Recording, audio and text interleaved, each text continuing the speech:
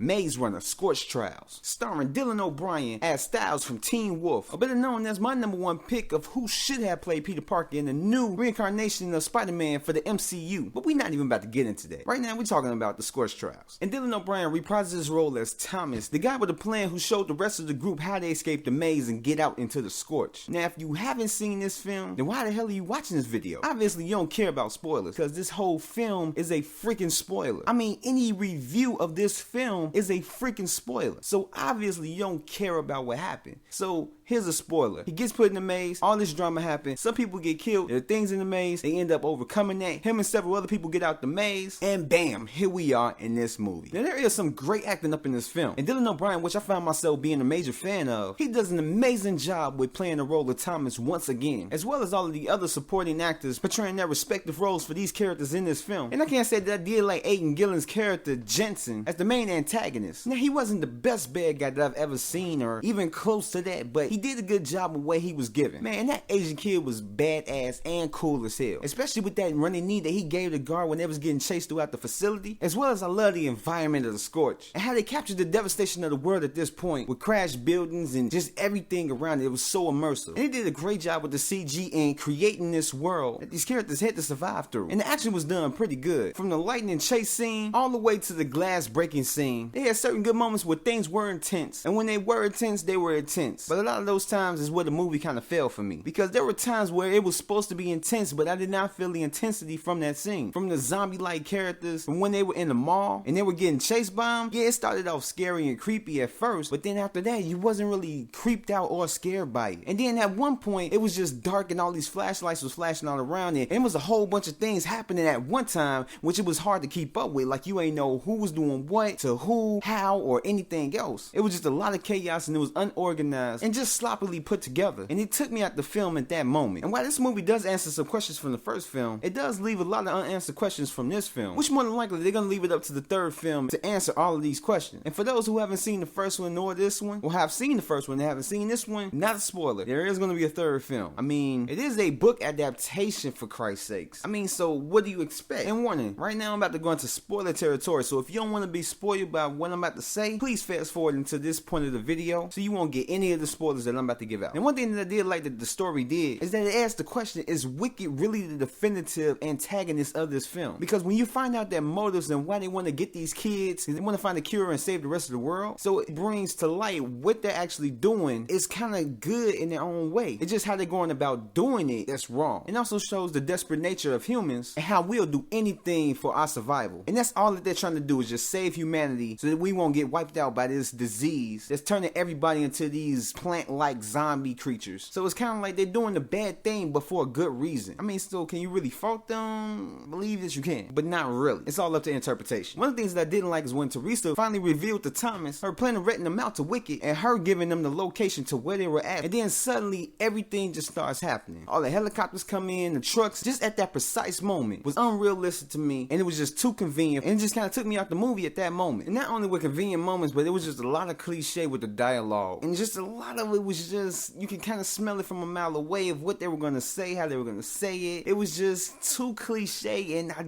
just did not really like it, especially after Winston was dying after being scratched by them zombie plant creature combinations, and he himself was turning into a zombie plant creature combination. He didn't want to live like that, and right before the group moved on, he regurgitates the last cliche words of a dying man that you didn't heard in countless other films. It's like they didn't know what to put for that scene, how to put it. It's like they went back and watched a dozen other films of people dying and giving out their last words, and just made a combination of all them shits and just put it for the dialogue of this dying kid. To me, it just came off really cliche and just lazy. But on the bright side, I did like that line that Thomas delivered when he came back for the rest of his group, and the badass Asian kid asked him, why did he come back? And Thomas replied, I'm tired of running. To me, that was kind of funny because it's the Maze Runner and he's running and okay, yeah. I mean, I thought it was a pretty cool line, whatever. And my final thoughts is that this movie could have been better. I mean, it wasn't like the best film, and to me, the first Maze Runner movie was way better than this film. But this movie did have some redeeming qualities to it, so it really wasn't that bad. It was worth my money, and I'm glad I went to go see it. It just wasn't as good as I thought it was gonna be. And just overall, the convenient moments in this film didn't work out for me, as well as a lot of the cliche dialogue that, like I said before, came out kind of sloppy and lazy. As well as this movie was just really really predictable. Everything that happened, you knew what was going to happen. You knew what a person was going to do, when it was going to happen. It was just, there was no surprise. There was no thrill element to it. Nothing to get you like, oh, leave you in shock and awe, or even a twist. You just left there wondering, oh, that's about to happen. Oh, yeah, it happened.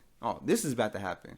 Yeah, it happened. And it's like you knew how everything was going to turn out, so it really wasn't eventful like the first Maze Runner movie was. And with that said, this concludes this installment of Take One reviews of Maze Runner: The Scorch Trials. And I'd like to thank you guys for checking out this video. And if you like it, check out my other videos as well. Subscribe, and also leave your comments below, as there will be more to come. So I will catch you later. Until next time.